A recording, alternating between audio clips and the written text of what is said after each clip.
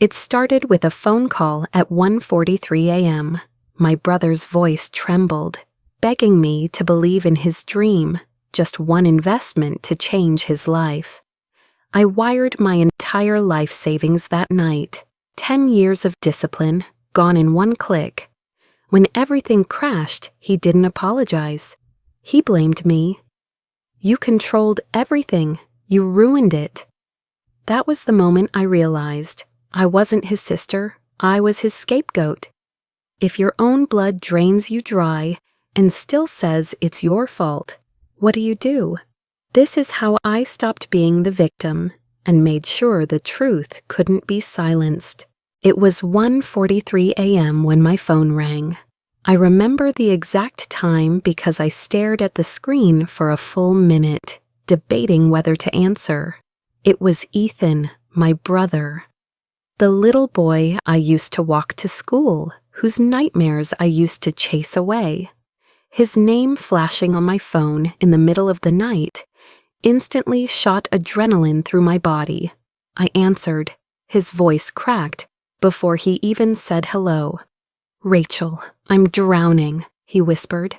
"You're the only one who's ever really believed in me," he cried. Actually cried. That deep, choking sob that pulls maternal instinct out of you, whether you want it or not. He told me about his startup, the one he'd been dreaming about since college, a chance to break free from the 9-to-5 grind. He'd already quit his job. All he needed was $40,000 to finalize the prototype, set up operations, and get off the ground. He didn't ask directly. He just laid the weight of his failure on my chest and waited. And I, God help me, I wired the money before the call even ended. No contract, no timeline, no agreement, just family, just that word that's supposed to mean safety. What would you have done if the only person you shared your childhood with said he needed you or he'd fall apart? Wouldn't you catch him? 3 weeks later, I overheard him saying the exact same sentence, verbatim, to his ex-girlfriend. "You're the only one who's ever really believed in me." He was asking her for $15,000. I wasn't supposed to hear that. He didn't know I was standing by the kitchen doorway, holding my coffee like it might shatter if I breathed too hard. She said no. I wish I had. Looking back, the signs weren't subtle. They were glowing red, screaming at me. But I saw them as burnt orange sunsets, misunderstood, beautiful in their own chaotic way. The first red flag came a few days after I wired the money. I asked Ethan if I could sit in on a planning call with his co-founder, just to understand how things were progressing. "Rachel," he laughed, "you're not a business partner, you're an emotional investor." That phrase stuck in my head like gum on the bottom of a shoe. Emotional investor, what does that even mean? He always had clever ways of reframing reality. If I questioned an expense, he said I didn't understand startup culture. If I asked why no website existed yet, he claimed it was stealth mode. When I gently pushed for updates, he said my corporate brain was too rigid to appreciate innovation. Every concern I raised, he spun into an accusation about me, that I didn't trust him, that I didn't support dreamers, that I was too scared of risk. I started to question myself. Maybe I was being controlling. Maybe I really was too rigid. I remembered something then. A story from years ago. He lost his full-ride scholarship in college after his GPA tanked. At the time, he told everyone it was because our dad pressured him too hard. But I remember catching him sneaking in from a party at 3 a.m. 2 days before finals. I'd buried that memory deep under the layers of guilt he always wrapped himself in. Suddenly it surfaced, ugly and sharp, but I still didn't act. Not really. I kept believing in the potential of the person he used to be, or who I wanted him to be. Then came the email. A month into the business, I received a message meant for someone else. It was from Ethan's bookkeeper. She was following up on an invoice, $8,200 for consulting fees paid to an influencer I'd never heard of. The subject line read, Rachel's funds. Allocate remainder this week? My heart dropped. I wasn't supposed to see that. I forwarded it to Ethan and asked what it meant. He replied with one sentence. Stay out of operations. This isn't your role. I didn't sleep that night or the next. Something inside me had shifted. The hope, the loyalty, the soft thread of sisterhood that tethered me to him. It frayed. Not snapped, not yet, but it frayed. He was hiding things from me. He was spending my money without accountability. And worse, he didn't feel the need to explain any of it. But I still didn't leave. Not yet. Because betrayal doesn't announce itself with trumpets. It tiptoes in, wearing your brother's voice, wrapping itself in childhood memories. It wasn't until I checked the bank statement and saw how fast the funds were evaporating that I realized I wasn't helping him chase a dream. I was funding a lie. I opened the file expecting numbers, boring, miserable numbers. Losses, maybe, expenses. What I wasn't prepared for was the line item that stared back at me like a slap to the face. $128,000 for lifestyle development. I read it 3 times, thinking I had misread. Then I saw the subnotes: vehicle purchase, clothing allowances, luxury wellness retreats. Luxury wellness retreats? I choked. My stomach twisted so hard, I barely made it to the bathroom before I threw up. My hands were trembling so violently, I could barely hold the sink. I couldn't breathe, my vision blurred. I sat on the cold tile floor of my bathroom, clutching my knees, trying to make sense of it. He had spent my savings, the money I worked for over a decade to build, on self-indulgence and called it business development. The car was a cherry red convertible, parked smugly in his driveway. He once told me it belonged to a business partner. A lie so casual, it had melted into my memory unnoticed. But now I saw it clearly. He wasn't building anything. He was buying time, ego, pleasure. He wasn't working toward success. He was avoiding failure and funding denial with my trust. I needed to disappear, not forever, just long enough to hear my own thoughts again. I booked a silent meditation retreat 2 hours out of town and didn't tell anyone. I left my phone behind. I didn't want to know who wasn't calling. And no one did. No one called. No one asked where I went. For the first time in my life, I realized that absence doesn't always scream. It just echoes quietly. My family didn't miss me, or maybe they didn't notice I was gone. The quiet was both a balm and a blade. I sat with it for 4 days. Let the pain rise, crest, and recede. Let my anger dissolve into clarity. When I came back, I wasn't whole, but I was aware. I walked into my mother's kitchen, still sunburnt from the retreat, and found her waiting for me. Not with concern, but with disappointment. "Rachel," she said gently, as if I were the one breaking things.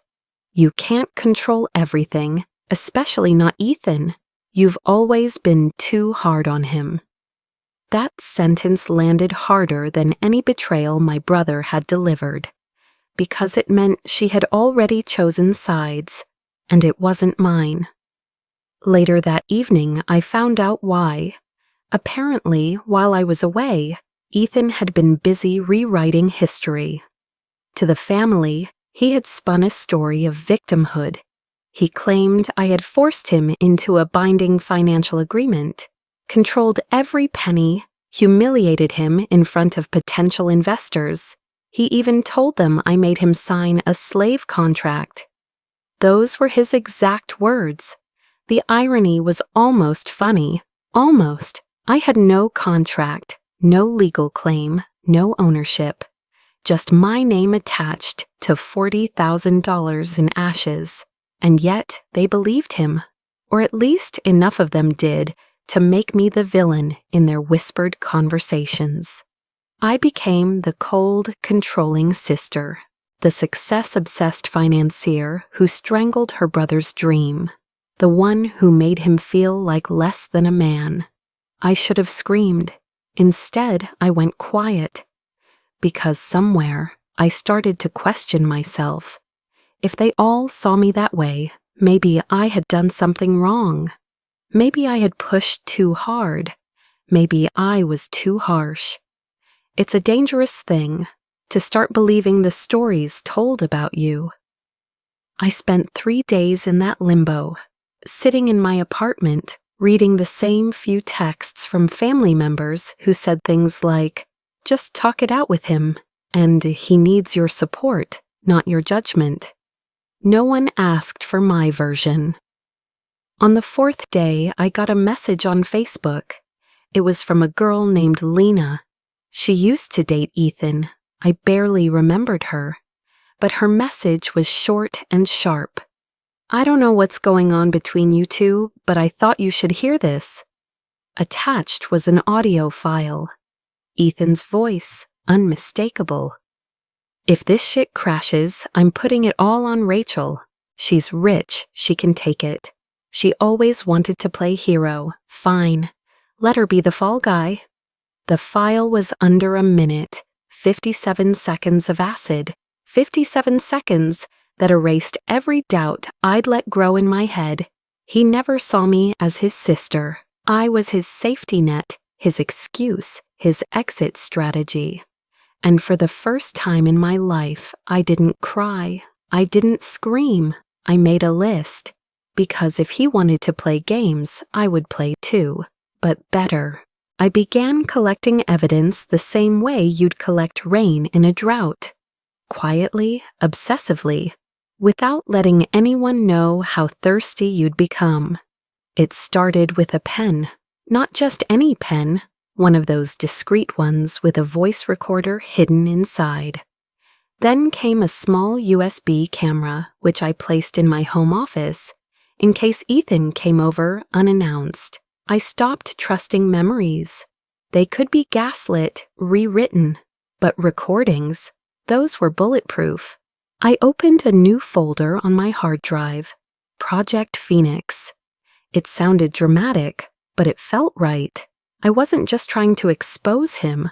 I was rebuilding from ashes. Then I dug into the bank transactions. I had access to one shared account we'd used briefly. When I transferred the money, he had left the logins intact, probably because he thought I wouldn't know how to read between the lines. But I did. The trail was messy, tangled through payment apps and unregistered transfers. I spent nights decoding abbreviations and reconciling charges, and then I saw it. Several large payments made to a name I didn't recognize, Brielle Sanchez. It wasn't until I Googled her that my stomach clenched. She was Ethan's girlfriend, not an employee, not a consultant, nothing to do with the startup. Yet she had received more than $25,000 in staggered vendor payments. I checked property records out of instinct. A condo had been purchased in her name 6 weeks ago.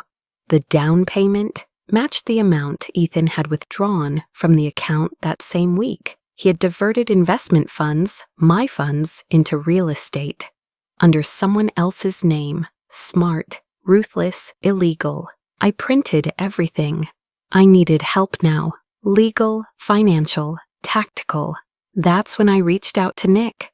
We hadn't spoken in 2 years. We didn't end badly, just distantly. But Nick was a securities lawyer, and I trusted him once. That was enough. He agreed to meet for coffee, I brought a full binder. He read in silence for 20 minutes before looking up. "This is bad," he said. "For him." Those 3 words steadied me. Nick connected me with a forensic accountant, someone who could validate the paper trail. He also explained how to protect myself if Ethan retaliated legally. I walked out of that cafe with a game plan and a sense of control I hadn't felt in months. But the biggest surprise came a few days later. While digging deeper into Ethan's company, I searched the public business registry for a formal entity. Nothing came up. I checked again. Different spellings, holding companies, still nothing. That's when it hit me like a freight train. The company never existed. There was no incorporation, no tax ID, no business filings. Ethan hadn't just lied, he'd never built anything at all. He hadn't failed at his dream, he had faked having one. That night, I didn't sleep. Not from fear this time, but from planning. I started calling people I hadn't spoken to in years. Sandra, my best friend from college. She picked up on the first ring. We hadn't been close in a while, but when I told her what was happening, she didn't hesitate. "I've been waiting for you to say it," she whispered. I never trusted him. Then Aunt Valerie called. Word had started spreading, and she wanted to hear my version. She told me something I didn't expect, that Ethan had borrowed money from her husband 5 years ago and never paid it back. "He promised to start a tech business back then, too," she said. "Told us you were involved." I started building a list of allies, quiet ones, people who had seen glimpses of Ethan's manipulations over the years but never had the full picture. Now they did. The most revealing conversation came from an ex-employee of Ethan's. I tracked him down through LinkedIn and asked for a call. He hesitated until I mentioned that I wasn't seeking revenge. I was seeking the truth. "He used your money," the guy said flatly, "to impress women. Bought bottle service every weekend, flew 2 girls to Miami. Told everyone you were his investor, his sugar sister." He laughed about it. I thanked him and hung up. Then I went to the park. It was a small one near my apartment, the same one where Ethan and I used to play as kids. I sat on the bench watching children run barefoot in the grass, and remembered the day I gave him my last piece of birthday cake at age 10 because he had dropped his. I would have given him everything, and I did. Now all I had left were pieces, but I was learning how to use them. Have you ever protected someone so fiercely, only to realize they were sharpening knives behind your back? I did, and I decided I wouldn't just expose the truth. I would do it on the day it would matter most. My mother's birthday. The cake was vanilla, her favorite. The candles flickered under the hum of the ceiling fan as my mother's friends clapped and cheered. I waited in the far corner of the dining room, pretending to scroll my phone while my heart slammed against my ribs like a prisoner begging to be heard. It was my mother's birthday, and the entire family was there. Uncles, cousins, friends of friends. And Ethan, of course, basking in attention, cracking jokes like nothing was wrong. Like he hadn't stolen from me. Like he hadn't rewritten the truth and mailed copies to every family member. But I had something he didn't expect: evidence and timing. After dessert, just as people were moving toward wine and music, I tapped my glass with a fork and asked for a few minutes. The room quieted. "I have something important to share," I began, my voice steady but cold. "It's a little unorthodox, but this affects all of us." I pressed play. The television mounted on the wall flickered to life. At first, people looked confused, then stunned, then silent. First clip: Ethan laughing at a bar, bragging to his ex-employee about using my money to impress women. Second, the audio Lena had sent me, his plan to blame everything on me. Then came the spreadsheets, one after another: payments to Brielle, the real estate transaction, the non-existent company registration. I had structured it all like a prosecutor would: visuals, dates, sound, context.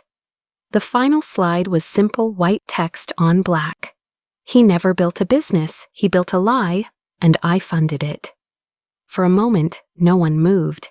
Then someone stood. It was Mr. Kearns, our longtime family attorney, invited by my mother for a toast earlier. He cleared his throat. "I've reviewed the documents Rachel provided," he said, "and from a legal standpoint, she has full grounds to reclaim her investment. What Ethan did qualifies as misappropriation of funds, possibly fraud." A stunned hush fell over the room. Ethan froze. Then my mother fainted, literally collapsed. Gasps broke out. Someone called her name. I moved instinctively to help, but someone else caught her first. I stayed where I was, fists clenched, heart aching. It wasn't supposed to be like this, but then again, maybe it always was. They got her to the couch, fanning her with napkins. She came to, whispering Ethan's name over and over, not mine. He finally spoke. "This is insane," he growled. "This is character assassination. You edited that footage. You manipulated everything." But he wasn't looking at me. He was scanning the room, gauging loyalty, watching the cracks spread. The party didn't recover. Guests left early. Some hugged me. Some avoided eye contact. Ethan disappeared out the back without saying a word. But I knew it wasn't over, not even close. 3 days later, a blog post surfaced, "My Sister the Abuser, a Survivor's Story." It was anonymous, but anyone with 2 eyes and a memory could tell it was him. He claimed I'd financially blackmailed him, that I'd manipulated his childhood trauma, that I'd weaponized my wealth to control him. He included emails, fabricated, of course, sloppily edited threads that showed me threatening to ruin his life, screenshots of texts that never existed, references to therapy sessions that never happened. I was numb, not shocked. He was spiraling, and narcissists don't go down quietly. But I felt sick, violated. The worst part? People believed it. At least some did. Distant cousins, acquaintances, even an old coworker messaged me. "I didn't know you were capable of that." Capable of what? Trusting my own brother? Then came the unexpected twist. Brielle. Yes, his girlfriend. The one whose name was on the condo. The one I thought was complicit. She called me. "I'm sorry," she said. "I didn't know what he was doing, but I found something and you should see it." She forwarded an email chain between her and Ethan. In it, he detailed exactly how he moved the funds, how he registered the condo to her to hide it from Rachel, and how he planned to gaslight me if I ever pushed back. It was meticulous, arrogant, self-incriminating, and now in my hands. I printed the emails, filed them in my binder, and stared at the cover of it. Black leather, gold letters, Project Phoenix. This was no longer just about justice, it was about closure.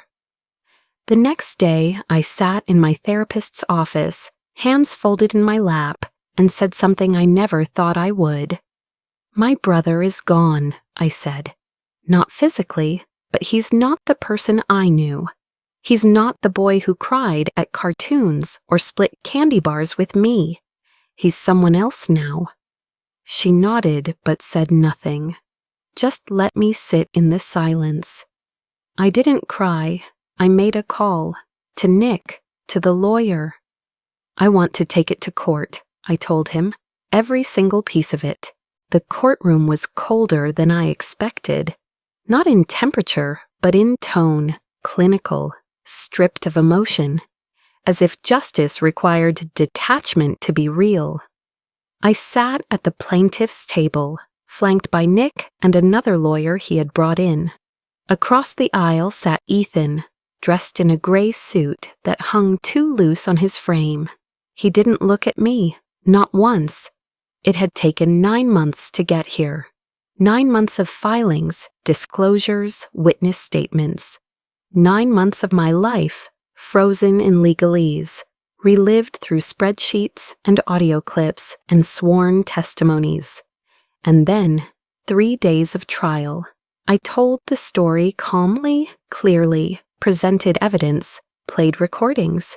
Every time the defense tried to twist the narrative, my team pushed back with facts. My voice never shook. I had rehearsed too much for that. Ethan tried to charm the judge, deflect, blame. He brought up our childhood, claimed emotional pressure, claimed I was obsessive about control.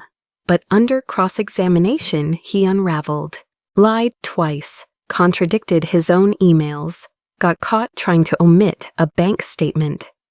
On the 3rd day, the judge ruled. Ethan was ordered to repay 80% of the funds, plus legal costs. I stared straight ahead as the words were read. I didn't flinch. I didn't smile. I simply exhaled, like I'd been holding my breath since that 1:43 a.m. phone call so many months ago. Ethan's face didn't crumble. It collapsed. 2 weeks later, I found out he was under investigation for tax evasion. Apparently, he had reported the business income to investors, but never to the IRS. The company he built wasn't just fake, it was a legal disaster. By the end of that year, the condo was repossessed. Brielle broke up with him publicly on social media. His credit was in ruins. He left the state. No one's heard from him since. But that wasn't the twist. The twist was the silence that followed. My family didn't call. No apologies, no reckoning, no "we were wrong." Just nothing. Except for one letter. It arrived in a plain envelope, handwritten. My Uncle James, the quiet one, the retired mechanic, who never spoke at family dinners. Inside, just one sentence. "You were right from the beginning, and I'm sorry we made you carry it alone." I read that line 6 times, then I cried. Not from pain, not from betrayal, but because for the first time in years, someone saw me. Not the version of me filtered through Ethan's stories. Just me, and that was enough. I spent the following weeks cleaning out my apartment. I got rid of furniture I had owned since college, tossed old notebooks, closed joint accounts, digitally scrubbed him from my life, not out of spite, out of self-preservation. On a Thursday afternoon, I sat on my porch with a cup of jasmine tea and a legal pad. The breeze was soft, the world was quiet, and I didn't feel like a survivor. I felt like someone who had rewritten her own ending. I launched the podcast that night. No music, no fancy intro, just my voice. Hi, my name is Rachel Morgan, and this is Family Ghosts, a podcast about what happens when the people who were supposed to protect you become the ones who try to break you. I talked for 27 minutes about money, loyalty, emotional abuse, gaslighting, how to recognize it, how to document it, how to recover. I posted it without expectation. 1 week later, I opened my inbox, 27 emails, all from women. Some were short, "This happened to me too." Others were essays, full of heartbreak and gratitude. One subject line read, "I thought I was crazy. You helped me see I'm not." I closed my laptop and stared out the window. Justice isn't loud. It doesn't always look like gavel bangs and confession tapes and public vindication. Sometimes it's a cup of tea on a porch, a story told into a mic, an inbox full of strangers who finally feel seen. Sometimes justice is just peace. There was a time when I thought boundaries were punishments, cold, hard walls meant to shut people out. Now I understand they're just doors, but doors with locks, hinges, and signs that say, "Please knock, and only if you're here with respect." I didn't cut off my family completely. I didn't stage some dramatic disowning. I just stopped showing up where I wasn't welcome and stopped allowing people who didn't protect me to have access to my peace. I skipped Christmas that year. Instead, I flew to Oregon with 2 new friends from my podcast community. We rented a cabin by a frozen lake, cooked badly, laughed loudly, and didn't talk about family unless we wanted to. It was the first holiday I'd ever spent without pretending. And nothing fell apart. No one died. The world kept spinning. It was liberating. When I got back, I made a list of the things I would no longer negotiate. Financial transparency, emotional accountability, time boundaries. I met with a financial planner, closed all joint accounts, created systems that kept me in control. Not paranoid, just informed. I bought my own house, nothing flashy. A modest 2-bedroom with a sunroom and a small garden. It was mine, paid for, designed with intention. There's a bookshelf in the living room with a single photo of me and Ethan as children. I didn't take it down, but I didn't let it define the space either. Some nights I'd sit in that sunroom with a glass of wine and reread emails from listeners, or outline new podcast episodes, or just listen to the silence and feel okay with it. Healing didn't come all at once. It never does. It came in waves.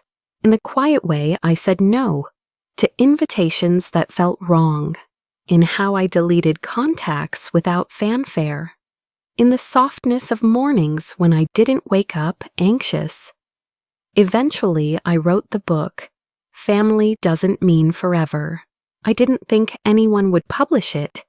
I just needed to write it. But a small indie press picked it up, and somehow it caught fire. Word of mouth, online shares, book clubs, it hit the bestseller list within 2 months. I received letters from daughters, sons, siblings, from caretakers and whistleblowers and survivors of all kinds. People who had lost themselves, trying to stay loyal to people who never earned it. But the real twist came one afternoon when a friend messaged me a YouTube link. It was Ethan. He looked thinner, older, worn. The title of the video was My Public Apology. I watched with the same detached curiosity you'd give to an actor auditioning for a role he didn't quite understand. He apologized, sort of. He admitted to mishandling money, said he never intended to hurt me, blamed stress, family pressure, his own immaturity. He cried at one point, then asked for forgiveness, but not once did he say he was sorry because he understood what he did. He was sorry because it didn't work out. It was theater, repentance by necessity, not transformation. I didn't respond. I didn't need to. I wasn't angry. I wasn't bitter. I just wasn't available anymore. That was my victory. Not revenge, not retribution, just freedom. A week later, I gave a talk at a university. The room was full of students, some too young to know betrayal yet, others already carrying their own stories. I spoke not like a victim, but as someone who had rewritten her ending. I didn't destroy my brother, I told them. The truth did that. I just stopped protecting his version of me. And that's what healing became. Not a destination, but a redirection. Away from guilt, toward truth. Away from survival, toward authorship. I'm not fearless. I still flinch at unexpected phone calls, still hesitate before trusting too much. But I know my worth now, not as a sister or a fixer or a fallback plan, but as a whole person, one who knows where the locks are and how to use them.